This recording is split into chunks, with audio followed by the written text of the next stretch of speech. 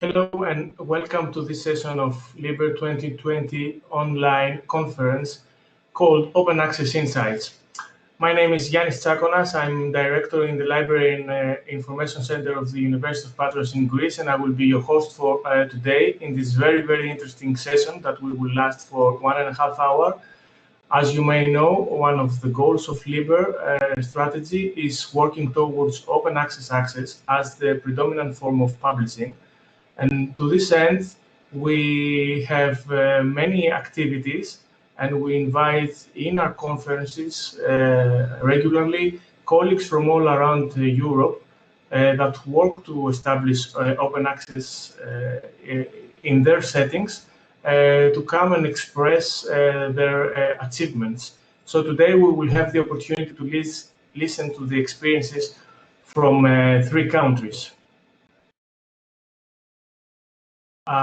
Allow me to tell you a couple of things about the process.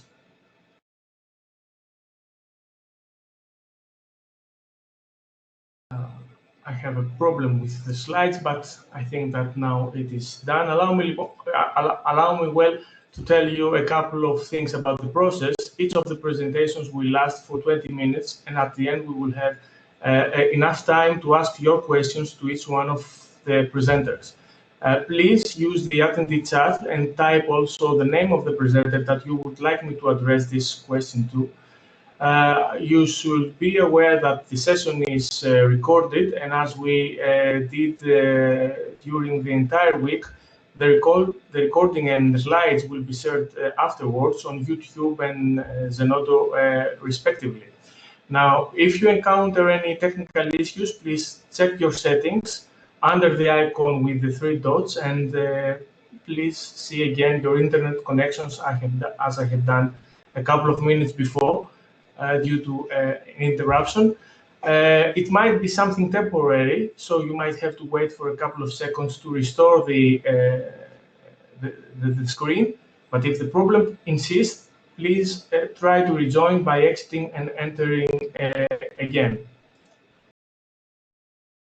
Now, we are privileged to have in this session one of the winners of the Library Innovation Award by OCLC, the presentation by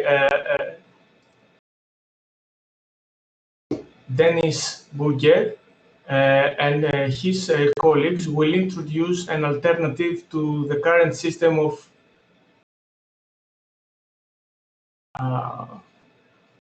publication, namely the peer community in PCI project.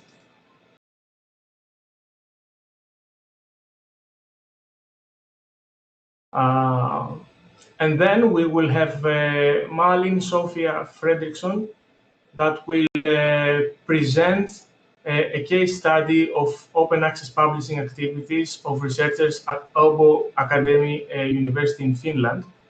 And I'm sure that you will find her study very interesting.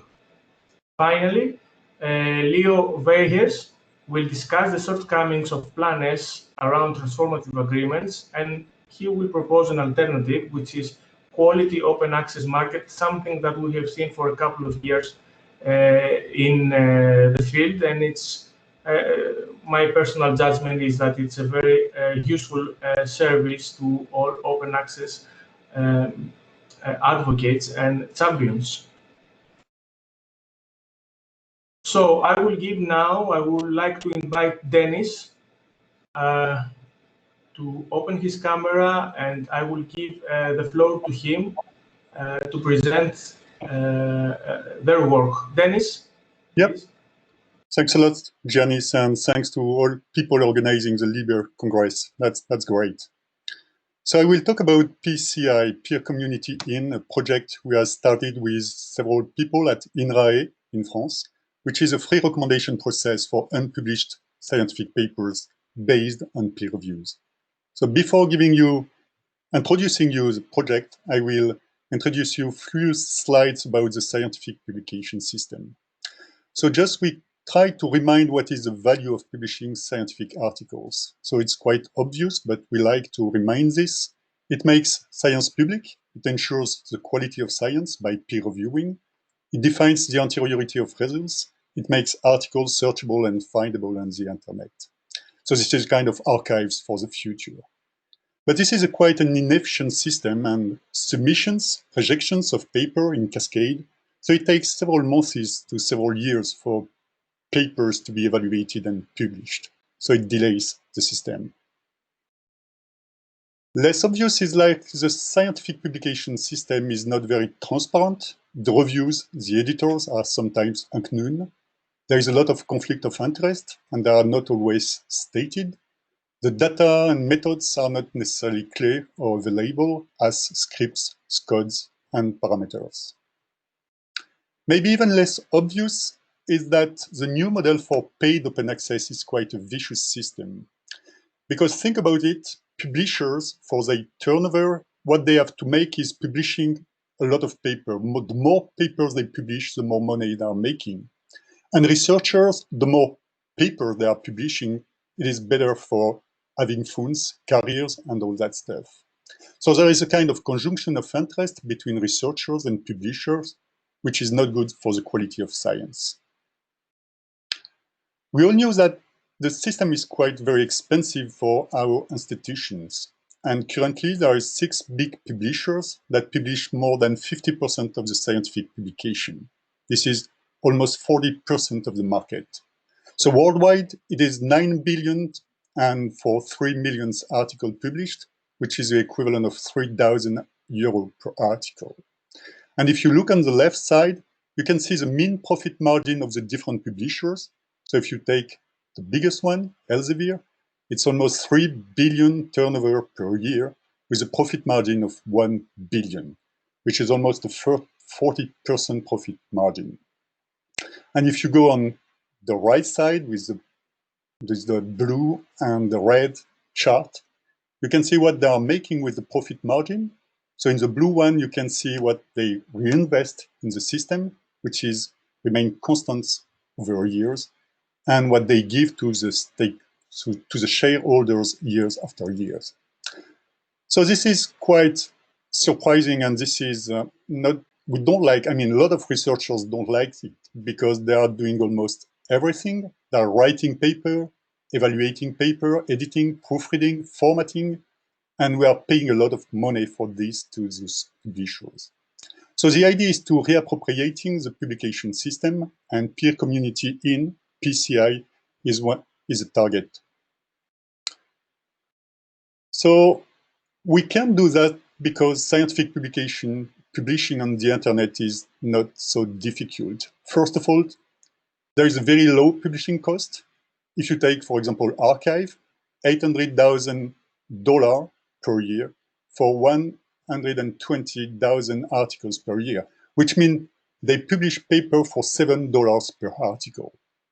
There are free tools available for managing peer review, and also what we can take the advantage of the huge rise of preprints deposit.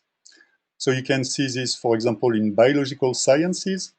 So I'm sure you can see on the left side, but it's, I think it is beginning of 2000. So step by step, and starting at 2014, there is a boost, an increase of the deposit of preprints in preprint server, notably in bioRxiv. So preprints are quite good because this is free for authors, for readers. It makes studies, results available immediately. We have seen this with the COVID-19. So it's a kind of archive. It's a proof of anteriority. It's searchable and findable. But there is a putative quality problem because there is no formal evaluation. There is no peer review of preprints. So everything can be found in open archives, including preprints of very bad quality. And what we need actually, therefore, is a preprint evaluation. And we think evaluation could be disconnected from publication. It could be disconnected from the market, and it could be self-organized by scientists themselves. And this is what we suggest, we propose with the peer community PCI project. So the goal is to create several communities of researchers evaluating through peer review and recommending highlighting, endorsing articles in their scientific fields. So you will see we have started with PCI Evolutionary Biology. There is also PCI Ecology, PCI Paleontology, and step-by-step, many more communities. So what PCI is doing is recommending article preprints deposited in OSF preprints, for example, archive, Zenodo, bioarchive, AL, doesn't matter. It should be a preprint server or an open repository. It's completely free. This is the idea, free for authors as well as for readers. So our money is coming from public institutions supporting PCI. And we publish the recommendation text and the peer reviews. So this is the most important slide, is how PCI is working. So if you go on the left side, the PDF, so imagine you are a researcher, you are proud of your manuscript. So instead of, or before submitting this manuscript to a journal, we encourage the people to go through PCI. So first of all, they have to deposit their preprint in a preprint server. This is the first step. So it will be PDF version 1. Once they have deposited their article in the preprint server, this is the second row, they can submit it to PCI. So for example, if it is a manuscript in ecology, they are going to the PCI ecology website. There, they do not upload the manuscript because it is already in the preprint server. They just indicate the link. It could be a DOI to the manuscript. On the PCI website, they suggest editors, what we call recommenders, to take in charge the evaluation process of their preprint. So it goes to step number 3. If one of the editors decides to take it in charge, you organize a peer reviewing process. So the preprint is peer reviewed. And after peer reviewing, authors can be asked to put a revised version. It could be version 2, version 3. The paper can be rejected. This is the dotted line that could be rejected. Or fourth, it can be accepted. If the paper is accepted, there is 2 steps. The first step is that we ask author to put a revised version, a final version, this is PDF VN, on the preprint server. So it becomes a valid and citable final article, but it can still be submitted to a journal. I will talk to this about later. So what we do on the PCI website is we publish a recommendation text, a kind of news and view, written by the editors who took in charge the preprint and accepted the preprint. And we published on the PCI website this recommendation text, as well as the peer reviews and all the editorial correspondence. As I said, here at this stage, the PDF can be still submitted to a journal. There is no exclusivity of PCI. PCI can be used to increase the quality of the paper before submitting it to a journal. And several journals, you can see eLife, PLOS Biology, PeerG, and all those journals, they are mostly in ecology and in evolutionary biology because we started with these PCIs. But the editors-in-chief of all these journals said that they will value the recommendation process and take care about the peer review already done by PCI to speed up their editorial decision. And we have seen some papers recommended by PCI accepted as they stand in those journals. This is, for example, for instance, you can see this in ecology letters or in evolution, and you can see that there is a note saying that this manuscript has undergone peer review, accessible here, and giving the link to the PCI community, PCI Evolutionary Biology, for example, where you can find the peer reviews and the recommendation text. So this is the kind of, you can have a look on the different PCI Evolutionary Biology, PCI Ecology, you can find them and have a look on how it is going. So you have the PCI, you can see different recommendation and the text of the recommendation and the peer reviews. For each recommenders, each editors, there is a web page indicating the different recommendation and peer review they have done. Also, we provide a template for the authors so they can format their paper to the PCI template if they wish to. So preprint recommended by PCI is an advantage because preprints are immediately available. This is a free process. As I told you, there is no fees for authors, no fees for readers. It's transparent because we published peer reviews. Editors sign their decision and their recommendation. The conflicts of interest are forbidden. We provide details on methods. We publish the data, or we ask authors to publish the data and the scripts and the codes. So currently, how many PCIs are already living? So there is the first one, PCI Evolutionary Biology. We started it in January 2017. A year later, we started PCI Paleontology, PCI Ecology. 1 year later, we started PCI Animal Science, Animal Entomology, and this year we started 6 different PCIs, and there are more coming soon. So we have so far received a little more now, 300 submissions and 150 recommendations published. So there will be future PCI. So there will be a PCI in registered reports, for example, and several projects of PCI are under discussion. We have several communities, like learned society that support PCI. For example, if you know some of them, the Nordic Society, OICOS, the Society for Study of Evolution in the USA. The several, I will not detail all of them, but we have a lot of support. We have also support from institutions. So there is a lot of French institutions, but also foreign institutions like KU Leuven, with Laura Mezzotton supported us, and several Liège universities. So again, I won't detail, but we have more and more support from institutions. And step by step also evaluation committees for recruiting people, hiring people, or giving promotion or giving funds recognize PCI, preprints recommended by PCI as regular articles. So I just want to thank the scientific committee for awarding us the library innovation for this year. And that's it. Thanks a lot for listening.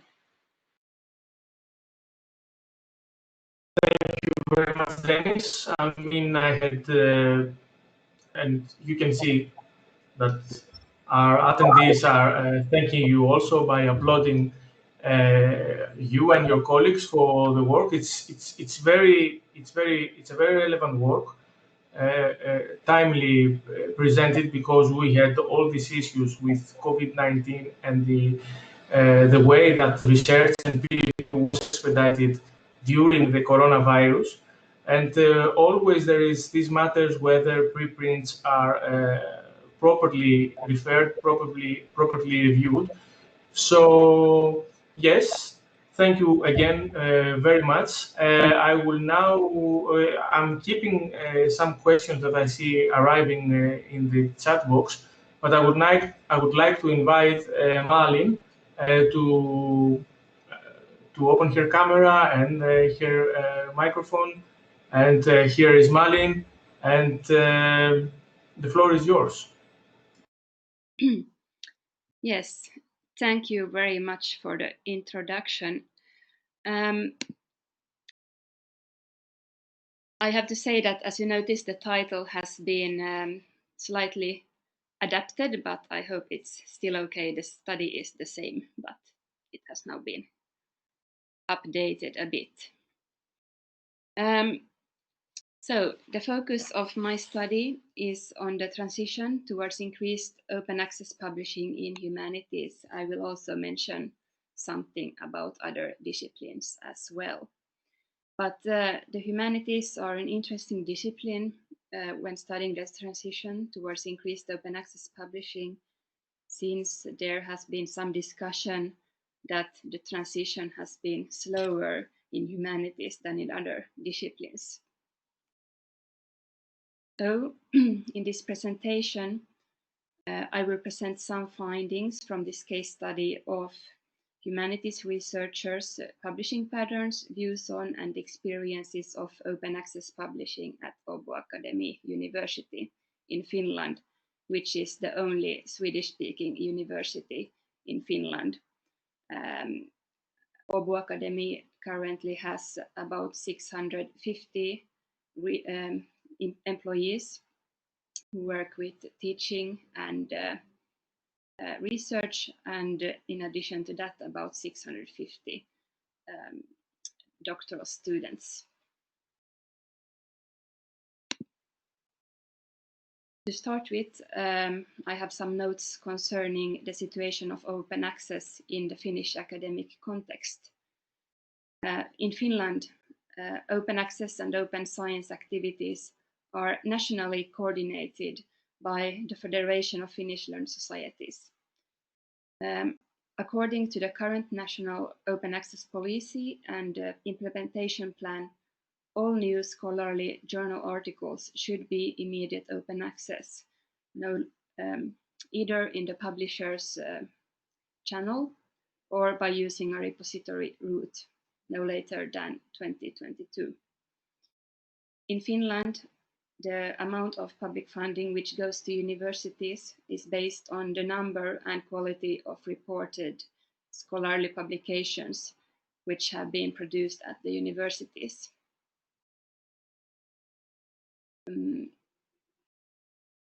Starting from next year, the universities will receive 14% of their core funding based on scholarly publication. The annual national publication collection is conducted by the Ministry of Education and Culture.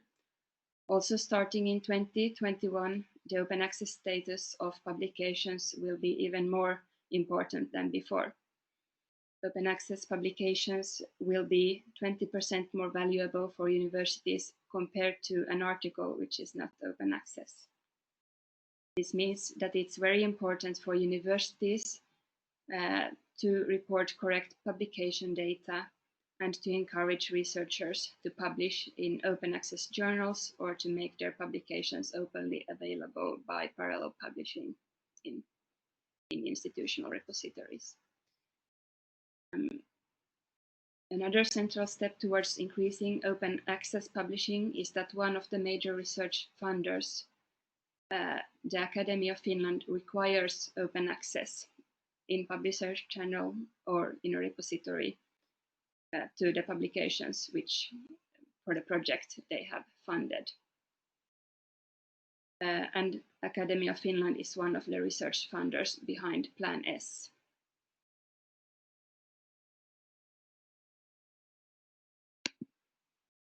So here is an overview of the development of the routes to open access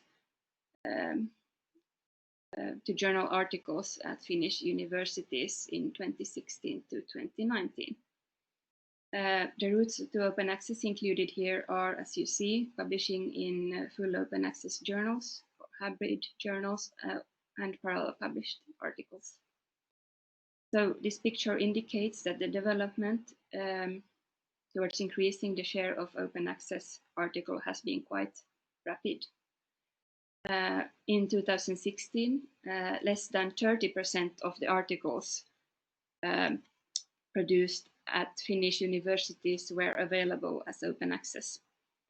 In 2019, the preliminary numbers show that the amount of open access articles are about 65%. The share of publications in full open access journal has increased, as well as has the share of publications in hybrid journals. But most importantly, the share of parallel published publications has increased during the years.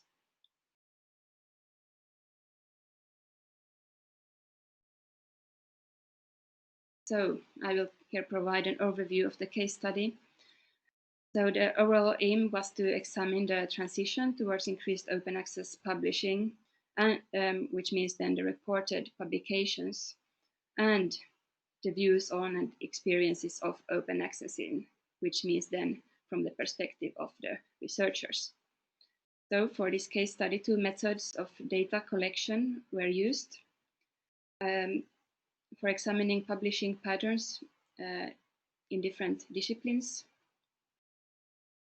I examined publication data, which I retrieved from the National Publication Database Virta. The data from 2018 was used. I also conducted a survey which was distributed to researchers at the Faculty of Arts, Psychology and Theology at Åbo Academy. So as you see, this is quite a broad scope, and but now for this presentation, I will focus on mainly 3 points or questions. Firstly, what is the situation of publishing patterns and routes to open access in humanities compared to other disciplines? Secondly, I will address some of the questions which were included in the survey.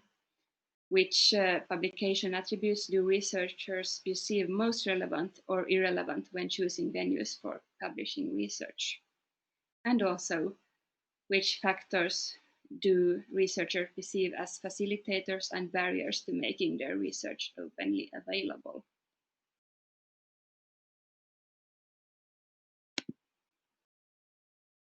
So to start with the publishing patterns in humanities, here are some diagrams to contextualize it.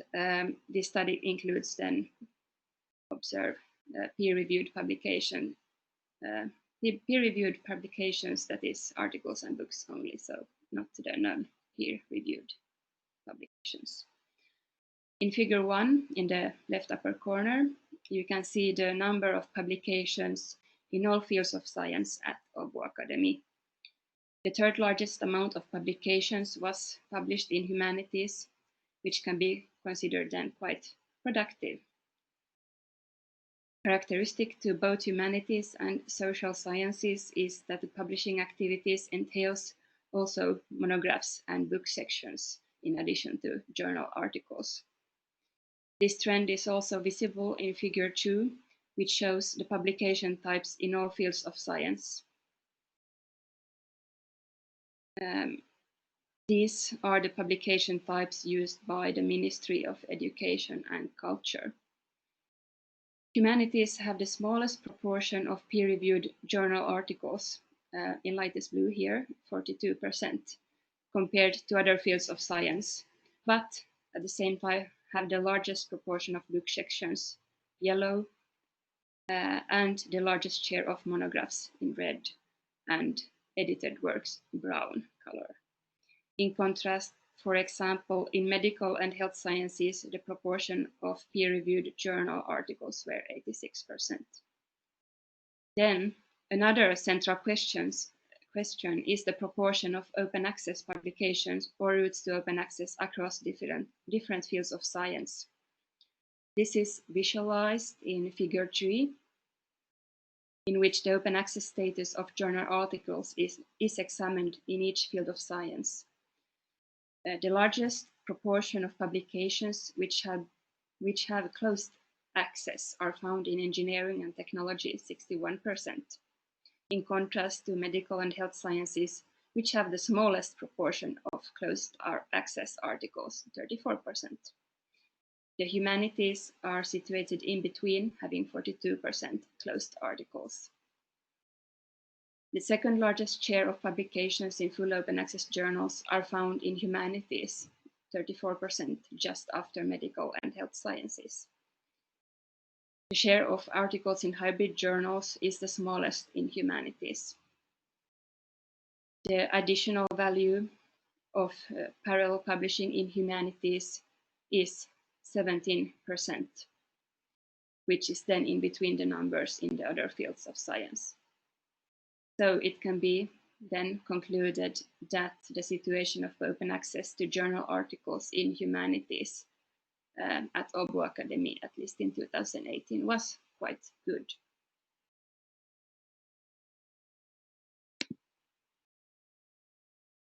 One of the questions in the survey was how relevant are different publication attributes when selecting the venue for publishing on a scale from extremely irrelevant to extremely relevant.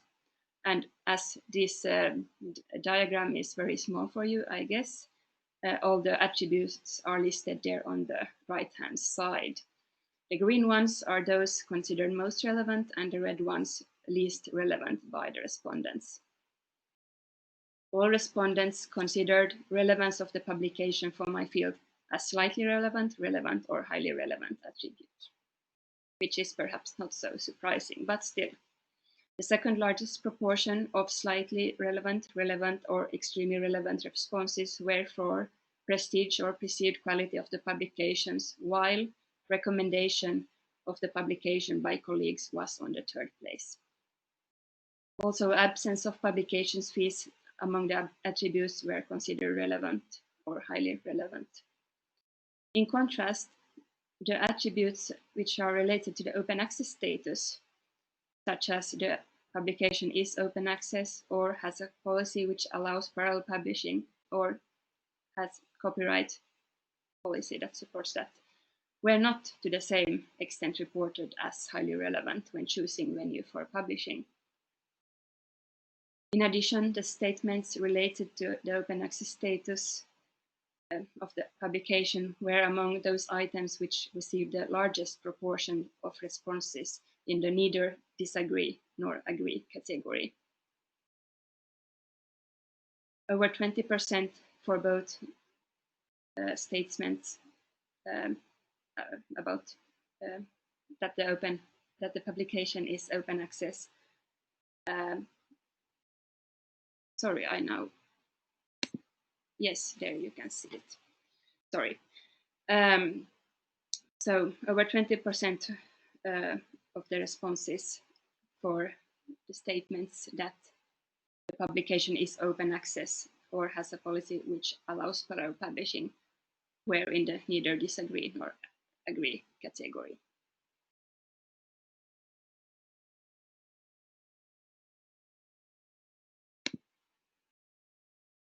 In the survey, there was also a forced ranking task where respondents were asked to rank which factors they think would make their research more openly available.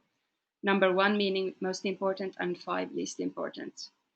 The answer choices you can see there on the left-hand side.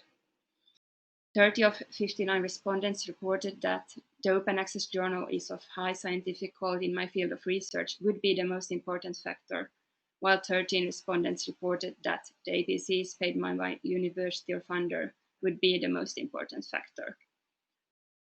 High quality, or these both, high quality of open access journals and the question of APCs were considered the second most important factors by slightly more than half of the respondents. Meanwhile, more education about how open access works and which channel of open access should be chosen was considered the most important by only 9 respondents. And also high citation rates and ranking or more assistant support and service from the university library were considered the most important factors by only a few respondents.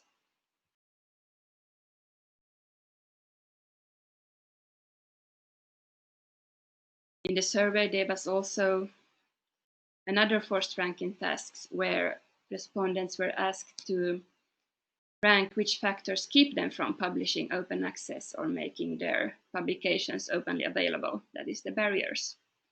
28 of 59 respondents reported that they could not pay for APCs was the most important reason, while 14 respondents argued that they do not have time to search for information on how to publish open access, and 13 responded that they thought that open access journals in their fields are not of high scientific quality. Only a few respondents thought that they were not sure that publishing open access will give more visibility and impact for their research, or that they do not get enough assistance, support, and service from the library.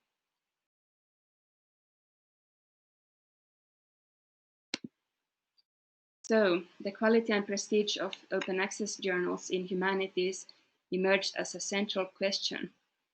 In the survey, there was also open-ended question for any comments. Many of the comments mentioned the lack of high-level or prestigious or high scientific quality open access journals in humanities. As one of the respondents explains there in the middle example, that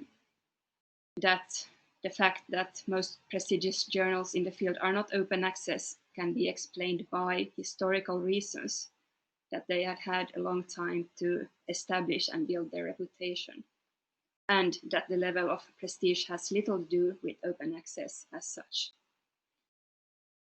But also that in the long-term perspective, open access would be a more sustainable form of publication, at least if the situation with very expensive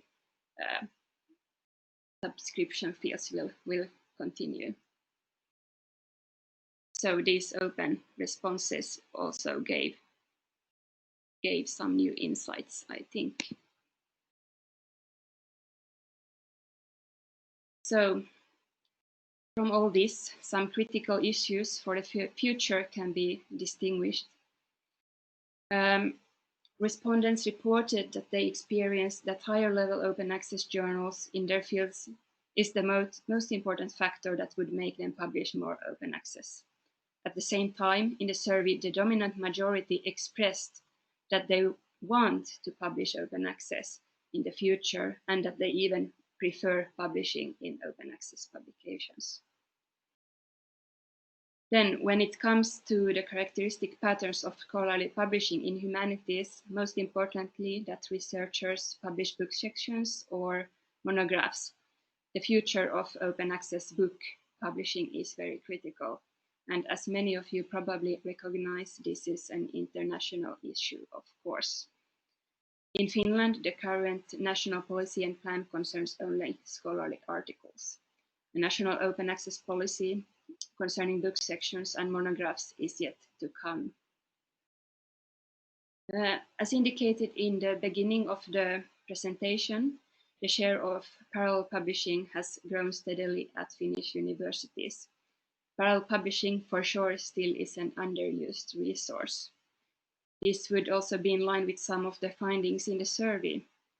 In the part of the survey which measured self-reported awareness and knowledge of open access, about half of the respondents reported that they were not sure about which version of the paper to parallel publish. And last but not least, the question of APCs. Absence of APCs were considered one of the most important publication attributes when deciding where to publish one's research. Inability to pay for APCs was reported the main barrier for making one's research more openly available. At the same time, that the funder or university would pay for APCs was considered the second most important facilitator towards increasing open access after good scientific quality of the open access journal. One way to help this situation is to make researchers more aware of the open access benefits included in the FinELIB Library Consortium's transformative agreements with publishers. So still there is a lot of unawareness of this among researchers. In light of all this, the aim that all scholarly articles should be open access in Finland by 2022 might be an ambitious project, but optimistically, I think that one could say that we are on a good way still. Thank you. Thank you very much, Malin. And I think, again, as I see those clapping hands moving on a screen, that you are being thanked by our attendees for your very interesting presentation. I would like now to proceed with to Leo and invite him to open his camera and his microphone. Be prepared, because Leo is going to ask you a couple of things, and the people at LIBER office at some point they will start some polls. So you will give directly to Leo your input. Leo. Okay. Yeah. Excellent. There I am. Could I have my first slide then, please? Yes. Thank you, Janis. So let me start by introducing QOAM, Quality Open Access Market. It is an online instrument enabling academic authors to share their publishing experience with colleagues. They do so by completing a 4-question scorecard about the responses of the editorial board, the added value of the peer review, the value for money of the journal, and a question whether they would like to recommend the journal to their colleagues. All these aspects are scored from 1 to 5, and together they produce a quality of service indicator for the journal. Next to this indicator, QOAM includes information about publication fees, both the list price of a journal, the APC, but also the institutional prices, which are a consequence of the agreements that an institution has with a publisher. Could be membership agreements, offsetting deals, or any other type of contracts. So this way we try to create a marketplace, bring publishers to competition, just plain competition between publishers. We think that is a good step forward. As a marketplace, we are unique at the moment. But there are other services as well. And now I try to flip to the next slide. But I don't. There it is. So there is a growth of information sources for journals. The oldest one, of course, is DOAJ. Everybody knows in this audience. SciRev is already 5 to 6 years old, and it gives information about the publishing speed of a journal in 3 steps. The first step, the triaging step, then the peer review, and then finally the editing step.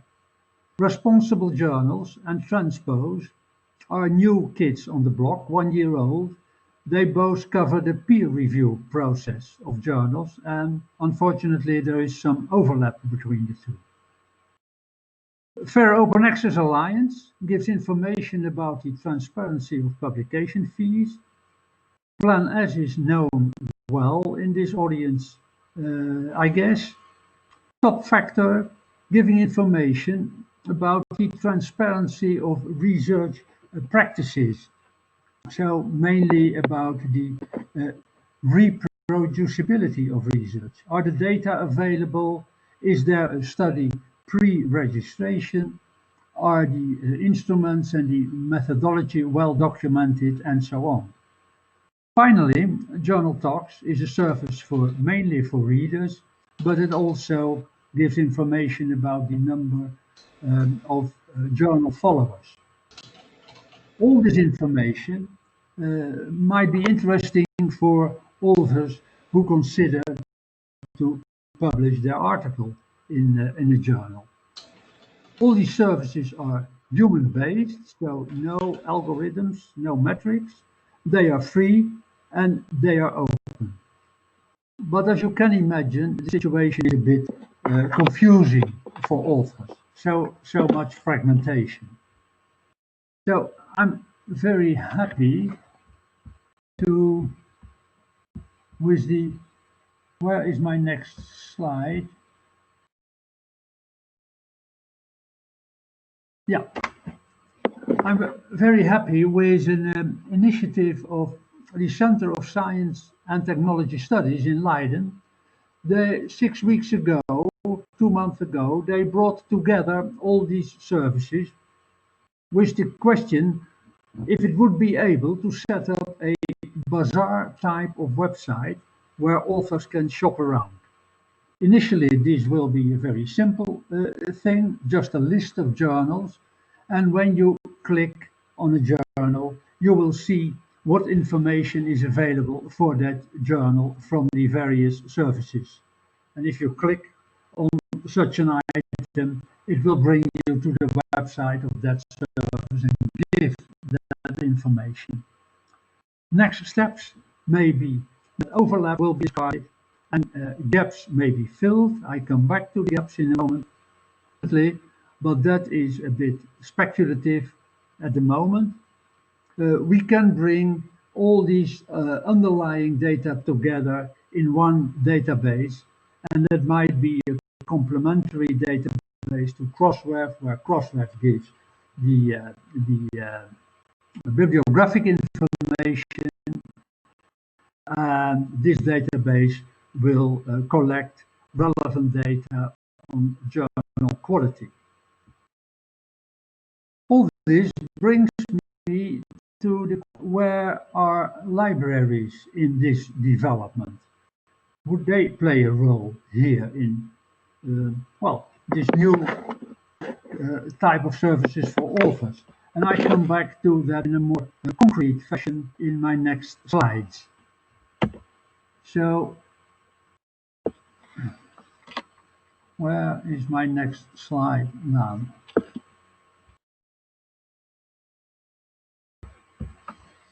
Okay, first then I want to tell you about a couple of gaps in QOAM. The pricing of transformative agreements and a journal honesty check, a non-predatoriness check. The first issue.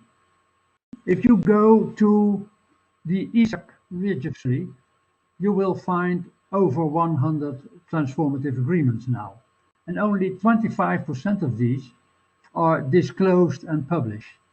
The others are not. So that's quite a handicap, because if we wish to publish the institutional prices, as we do, we cannot do so in the many cases as these contracts are not open.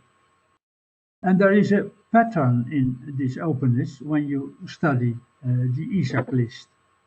Some countries are fully open, like the UK and the Netherlands. All the transformative agreements are open. And at the bottom of the list, you will find Austria and Germany. Only one transformative agreement is open there, and that is the usual one, namely Springer, because there's quite a difference in publishers as well. All Springer transformative agreements are open at the moment. And just yesterday, I came across an interesting observation via a discussion that I had on the lib license discussion list with Taylor and Francis. They stated there that as far as they themselves are concerned, all their transformative agreements may be open, but they leave it to the libraries whether they will publish these transformative agreements or not. And then it turns out that most of the Taylor and Francis agreements are not open yet, and in fact Taylor and Francis blames the libraries for that, and I was a bit surprised by that, and I'm not fully convinced that that will be the case, but time will learn. The other issue, a gap in QOAM, is the presence of predatory journals. DOAJ lists 14,000 journals. We have 23,000 journals. So there's a difference of 9,000 journals, which are practically almost very small journals. Publishers that publish one or two journals, institutional publishers, charities, for example, small societies. As the good and the bad journals are mixed in QOAM, the good ones suffer from the evil ones. So we would see, we would look to for a solution for that. And that brings me to my next slide.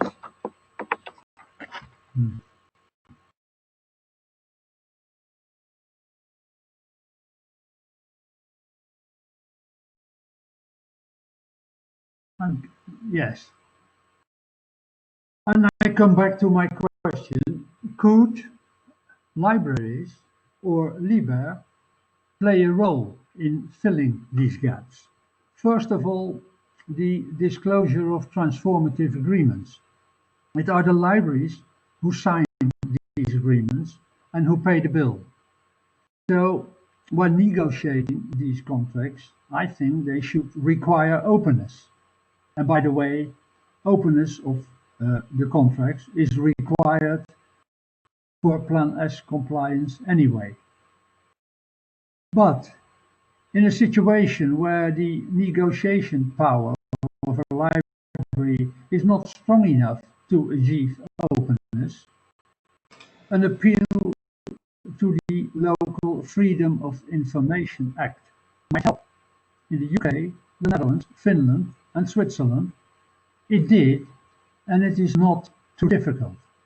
And that brings me to a thought that maybe LIBER could play a coordinating role here, setting up a task force for open up the transformative agreements, stimulating that, investigating that, and see what's happening. So, the outcome is quite interesting.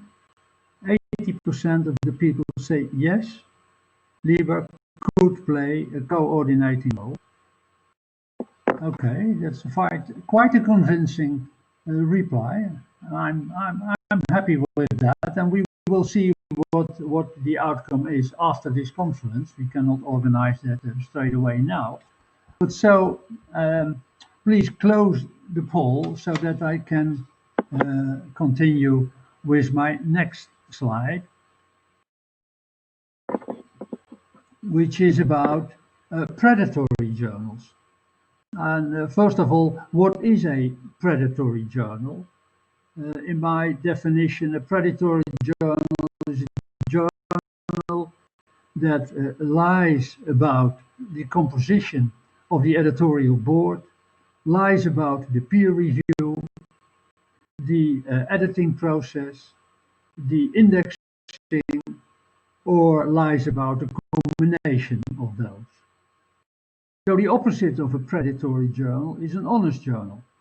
And now imagine that in QOAM we would build a simple facility enabling a library to register, select a journal, and then a line pops up saying the library of this institution confirms the honesty of this journal, and the name of the institution and name of the journal are already completed by and the only thing a library has to do is tick the box in front of this line. And they can do so for one journal, for example, the journal that they know of from their own institution. They can do so for a short list of journals, national journals that they know of, institutional journals, or within a specific discipline, or a longer list, depending on their remit and ambition level. And then QOAM will generate for that journal a list, will show the list of libraries who have expressed their trust in that journal. And as soon as the list is has more than three or more libraries, we will flag that journal as being an honest journal. That's all. And I think that will be enough.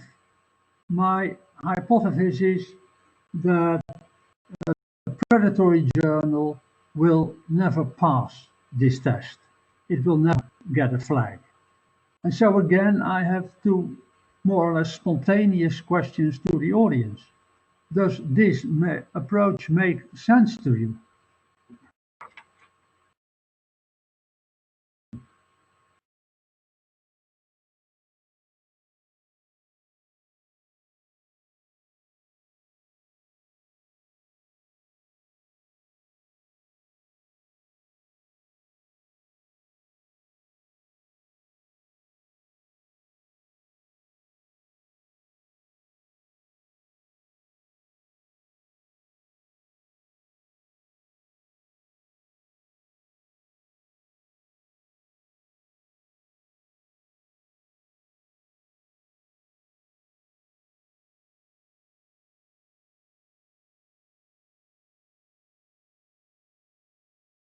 Well, I think this gives a pretty good impression now. But then the next question, the crucial question, of course, is now it seems that the majority says yes, this approach makes sense. Would your own library be prepared to participate in this process, to contribute? Organize this poll as well, please.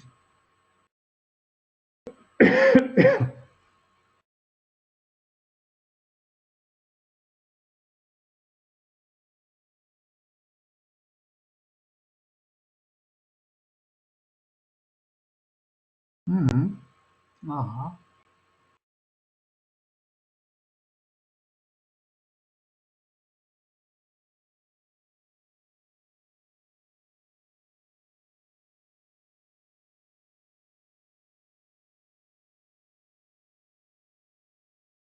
Well, okay. Less than the first, but still promising. Thank you. So I promise that I will be in contact with LIBER and to see how we can give these initiatives a follow-up, and you will hear from that. And basically, this brings me to the end of my presentation. As stated before, I'm aware that there will be questions, and I have a couple of questions myself to the audience as well. So that will be my final slide then.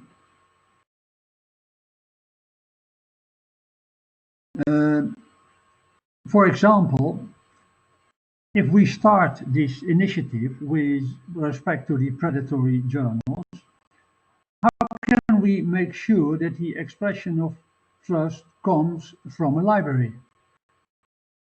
Is it enough to publish the list of undersigning libraries so that they can be seen by everybody and thus relying on social control? Or are other means necessary? The final bullet, for example, should QOAM automatically flag no-fee journals, because a no-fee predatory journal, in fact, is an oxymoron, in my opinion. No-fee journals are a natural remedy against predatory journals anyway. And that brings me to the bullet in the middle. Could there be a role for platforms like Redalyc, Open Edition, Cielo, and African Journals Online? For example, could they submit a list with their no-fee journals and that they will be flagged immediately, so that we can start with a list of about 2,000 honest journals in QOAM, and that libraries can add on that list? Well, these are a few questions from my side, and that brings my presentation to an end. Thank you very much. Thank you very much, Leo. I guess you see also our colleagues uploading your presentation. I would like now to open the Q&A and invite Deni and Malin to open their cameras and the microphones. We have a couple of questions, in fact, a lot, and I hope that we can address them all. I will start from Deni. Because we have a question that I would like to condense, to squeeze to one. It's about the sustainability of the system. Yep. And not just the let's say the financial sustainability, which is, as far as I can see, one of the issues, but also if I can say it right, the ethicality behind the system, the ethical side of the system that would make it sustainable in terms of being a part of a community that will go on and progress? Yeah, definitely. I've seen the question. I'm not saying that PCI is free. Actually, there is a cost like every system. I'm just saying that it is free for authors and for readers. And we need a little money, but not that much. And this can be covered, and it is currently covered by public institutions. So that's one point. The other point is that most of the people involved in the different PCIs, they are doing part-time job of their regular job. I mean, we are all involved in making research, and a lot of researchers, they are involved in journals as associate editors, editors-in-chief, and all that stuff, peer reviewing, and they are doing for free. I mean, they are paid by their institutions, and they are doing it for free. So with PCI, we just ask people to do exactly the same kind of job they are doing for journals, but making it for PCI. So it's quite sustainable from our point of view. I don't know if it answers the question. Okay, I would like to address this question about sustainability now to Leo, because he also presented a tool. And what about the sustainability of your service? And if you believe that your tool can be integrated into the funders' processes and the selection processes by the funders, either public or private. Sorry, I missed the last point about public or private. If you believe that your tool can be integrated into the funders' processes, either public or private. I mean, if it can be used to qualify journals. Well, as told, the basic idea of QOAM is setting up a marketplace where bringing authors to competition. And in fact, we are a bit in a chicken and egg situation. As long as there are not so many scorecards in QOAM, and at the moment there are a little bit over 5,000 scorecards, which is not enough to make it interesting for authors to visit that place, because these 5,000 scorecards lead only to a score for 1,500 journals, and that's not enough. Then authors will not start using it, and if they not start using it, they will not contribute by sharing their experience either. So our problem, our difficulty is how to get started. Once that's done, I think the whole service is very sustainable. Basically, it's only an infrastructure, and well, that can be built quite cheap, it's not so difficult. And then it is an instrument for the academic community itself. They should maintain it and they should use it. So in that respect, it is, I think, very, very sustainable once we are. And for funders, the most interesting partners might be for the transformative agreement. If you look at the moment at transformative agreements, for example, if an author in the Netherlands publishes an article in a Springer journal, their institution, their funder, pays €1,700. If the same author publishes the same article in the same Springer journal, but then in Germany, the funder pays €1,000 more, 2,700. And the same holds for Elsevier. There are new contracts for Elsevier in the Netherlands and in Sweden. If an author publishes in the Netherlands, their funder pays €2,700 for that article. In Sweden, €3,800. So the more of these prices we can make visible, the more it becomes interesting for funders to have a look at and to start debates with publishers why are these price differences? Where does competition come in? So that's my reply with respect to the importance for funders. QOAM. Great. Now, Malin, did you see any difference in age or career stage in the attitudes of your researchers towards open access? Yes, that's a very good and important question. And I have to say that my anticipation would have been that early stage researchers, doctoral students, would be more positive about open access and about publishing in open access journals. But actually, in this study, it seems to be that more senior researchers, such as professors, they not only they have more experience in publishing open access and also to have more knowledge and also are more positive towards open access.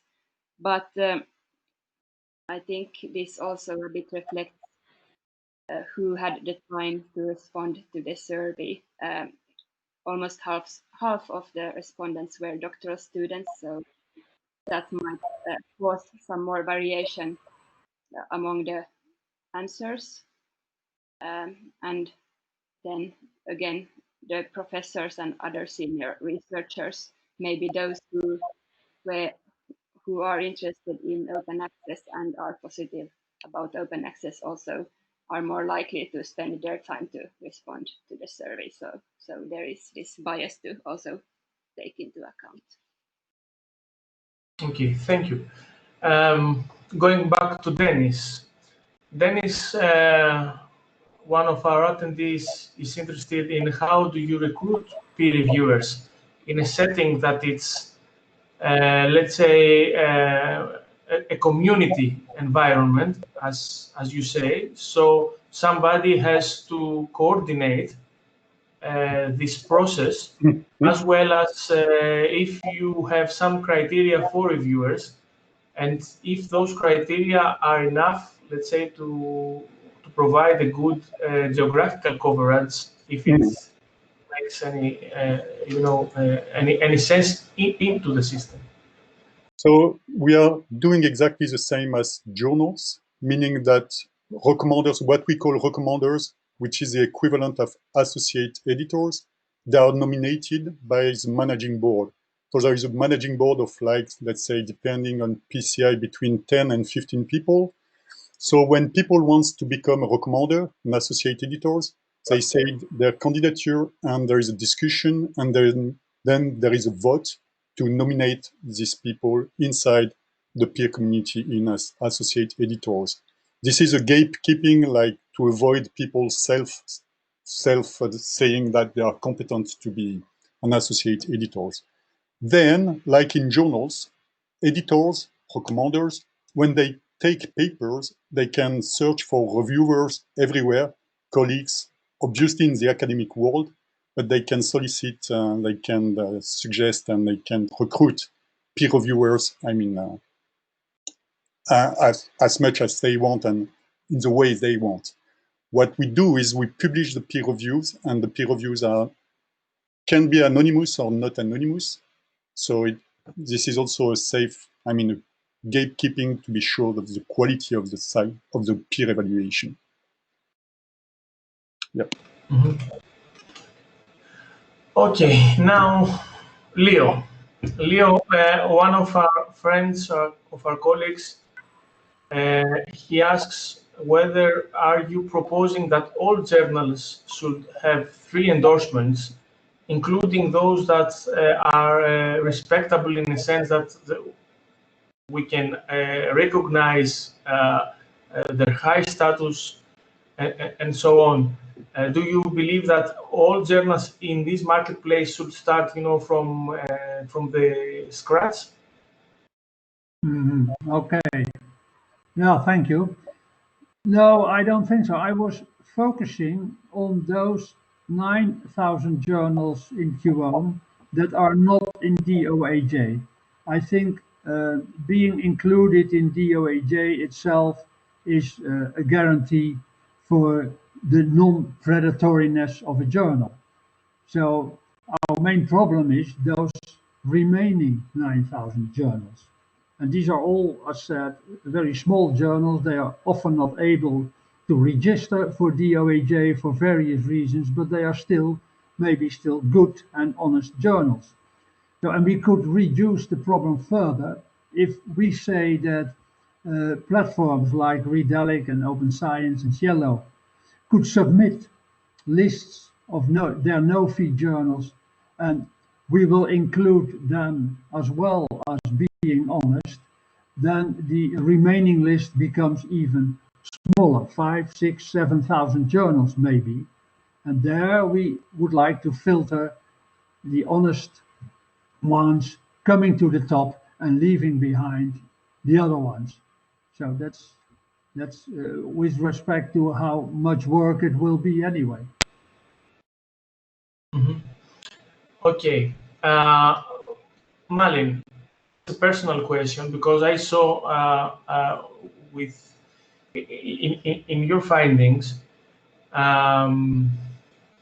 that your researchers were found more or less irrelevant, as they selected journals, the copyright status of open access. And do you think that this is a misconception, and how you would address this misconception in your university, that open access is I mean, is it a misconception that not only harms reusability, but also the prestige of open access publications? And how will you deal with this? With the matter of, let's say, engaging them more in the copyright and licensing aspects of open access? I think those exactly are the questions that seems to be most unclear to the researcher, the question of copyright, and I think there have been some like education courses and so on about that also, or some parts of it, but I think really for researchers to open their eyes for the importance of these issues is that they can relate those questions to exactly those journals which are relevant in their fields, in their specific area. So I think it really, what is needed is very close peer support and discussion with the library in those issues. Great, thank you. Well, I was told that during the conference, this online conference, people don't have the opportunity to chat together. But if you see the chat box, you will see our colleagues expressing their opinions, and this is a very vivid discussion, which brings us, to the latest developments in technology and how they can support scholarly communication. So one question, the first question I think goes to Denis, is about how machine learning and artificial intelligence could support peer review, especially when the growth of production, when the production is so high, as high as we saw these 3 months of the coronavirus crisis. Do you think that there is a room there for artificial intelligence, machine learning? It's hard to tell. I would say artificial intelligence can help us in identifying papers without data, without scripts, and without several features that must be comply for being a real paper. But then, I mean, there is limits. I don't see any artificial intelligence for analyzing very precisely a discussion and some files, some pitfalls. So, but maybe I'm wrong. And also, I don't see artificial intelligence for endorsement. I mean, you can have some kind of evaluation, but then making an endorsement, making an editorial decision, which is part subjective, is I don't see artificial intelligence that can do that, at least in the near future. But maybe I'm wrong. I have no precise idea on that. Thanks. Mm-hmm. And as far as I could understand from the comments, the next question goes to Leo, and it's about the use of blockchain technology in order to build a seal of trust of a journal, so that it's quite, let's say, robust. Yeah. Yes. Well, blockchain technology is, I think in principle, it could be used here, but it is quite a complicated technique, and it's quite expensive as well in terms of usage of electricity, and I think it's a bit overdone here. Of course, you can guarantee the authenticity of a chain of happenings via a blockchain, via hash techniques, and so on. But that's not the first way of looking at it. As I emphasized during my presentation, all these new services are human-based,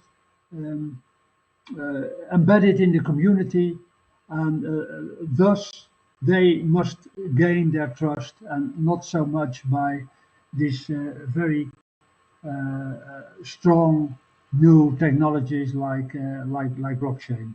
No, I don't think so. Okay, so we have still 10 minutes. I will address the same question to all three of you, because at some point I see that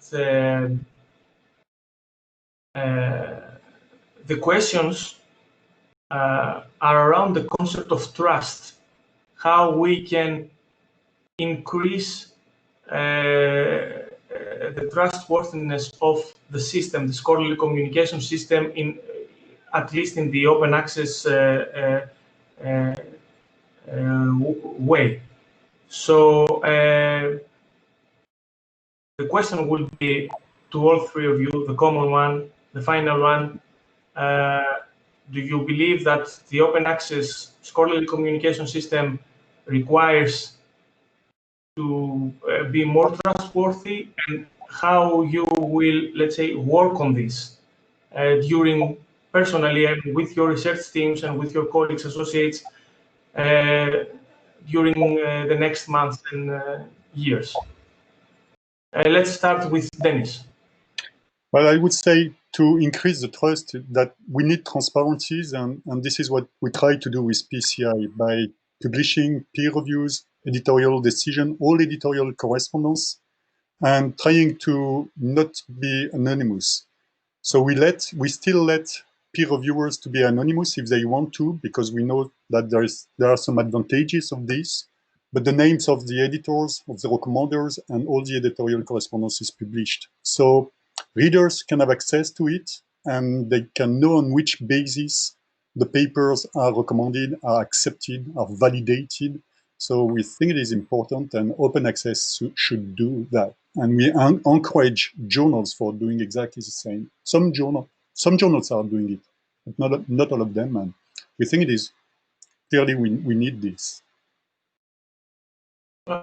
Before giving the speech, the microphone to Malin, I have one question. What happens when a preprint is rejected in your system?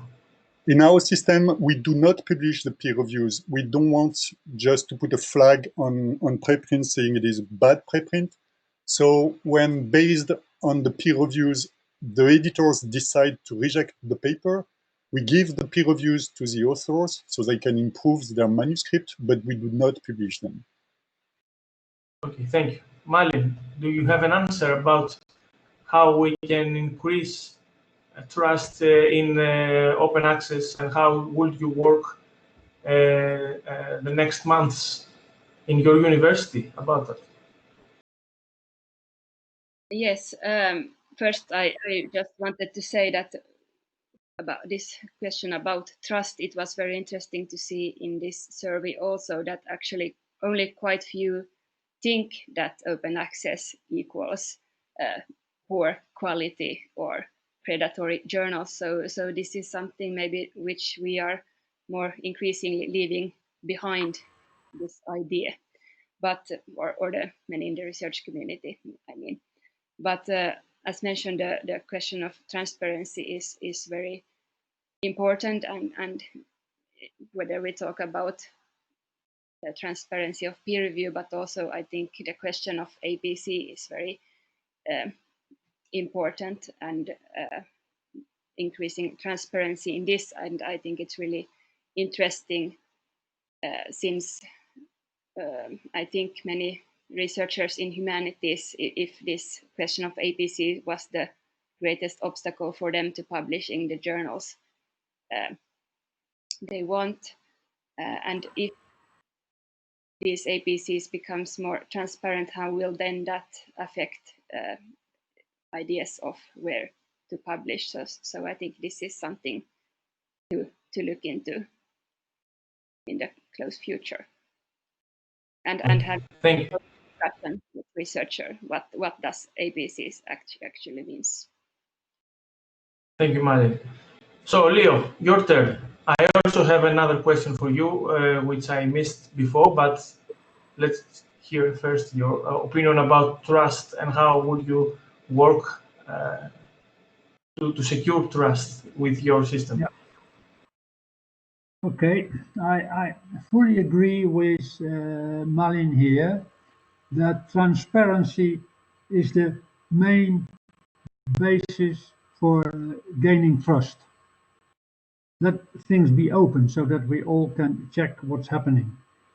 And in that respect, I refer to my second slide, where all these services I mentioned are fully open, not only the software, but also the data, and everybody can see what's happening. That is not only the case in QOAM, but in the other services as well. And that's our main weapon to say against manipulation. That's also why we want these transformative agreements to be open. Show us what's happening and let's see, and that will be the basis for trust. The second point is that all these services are embedded in the academic community.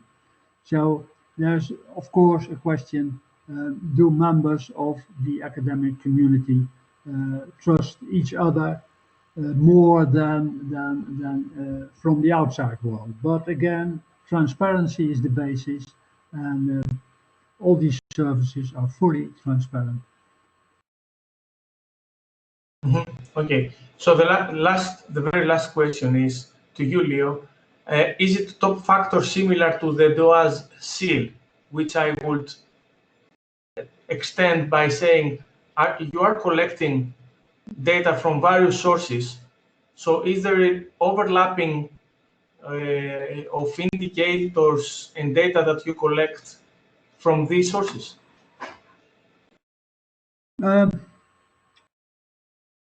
I must be honest, I don't know the answer. I haven't compared the two to see what is happening.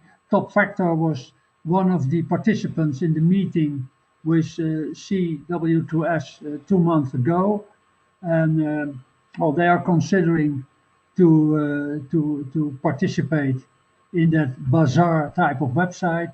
And for the moment, I'm not sure about other initiatives, but we will certainly study that as soon as we will set up such a website, because one of the aims is reducing overlap between all these various services. But for this moment, sorry, I don't know the answer. No, it's an honest answer, just like you search for honest journals. Okay. Okay, so I would like to thank all of our... May I ask one question? Janice, may I ask one question? I saw Yes. that there were various questions to the presenters, to me as well. Is there an opportunity to answer these questions apart from this session? Of course, there's no time left, but will these questions be collected somewhere so that I have the opportunity to answer them? Yes, we can extract the chat box, everything that was sent through the chat box, and share it with all three of you. So we can send them afterwards, and then we will find a way to answer them and send them back to our colleagues. Now, I would like again to thank all three of you for your presentations, for keeping the time, for not making my life hard, but very, very easy and pleasant. And I would like, of course, to thank all of our attendees, which were around 300, an impressive number for this session. I wish to everybody a pleasant evening. Thank you very much, and see you later, either online or in a conference next year. Okay, thank you, Janice, for chairing this session. Thank you very much, and Famke as well. Thank you. Thanks. Thanks a lot.